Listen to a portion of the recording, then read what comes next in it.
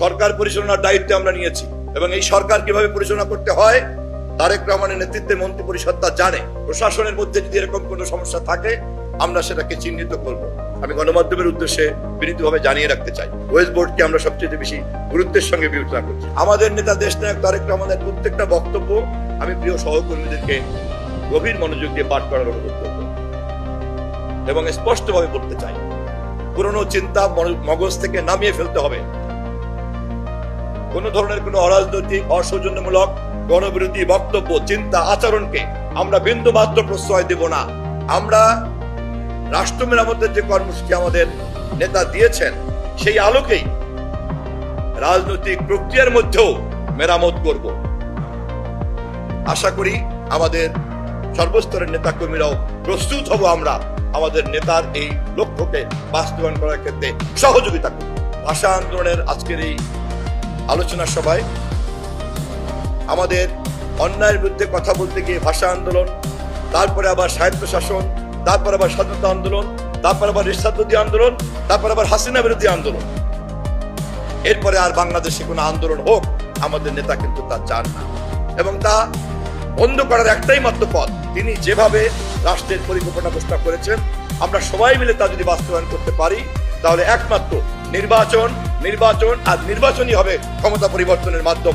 অন্য কোনো মাধ্যমে ক্ষমতা পরিবর্তন করতে দেওয়া হবে না। একটি মহলকে আমরা দেখেছি তারা মবকে প্রশ্রয় দেওয়ার চেষ্টা করে। একটি মহলকে আমরা দেখি এমনকি প্রশাসনের গুরুত্বপূর্ণ পদের থেকেও গোপনে গোপনে অনেকে মবকে পৃষ্ঠপোষকতা করেন। সরকার পরিচালনার দায়িত্ব আমরা নিয়েছি। সমস্ত ধরনের সংবাদ আমাদের কাছে আছে এবং থাকবে এবং এই সরকার কিভাবে পরিচালনা করতে হয় তারেক রহমানের নেতৃত্বে মন্ত্রী পরিষদ তা জানে। প্রশাসনের মধ্যে যদি এরকম কোনো সমস্যা থাকে আমরা সেটাকে চিহ্নিত করব এবং জনগণের পক্ষে যে গণমাধ্যম ভূমিকা পালন করেছে সেই গণমাধ্যমের মাধ্যমেই আমরা দেশবাসীর কাছে তা পরিষ্কার করব।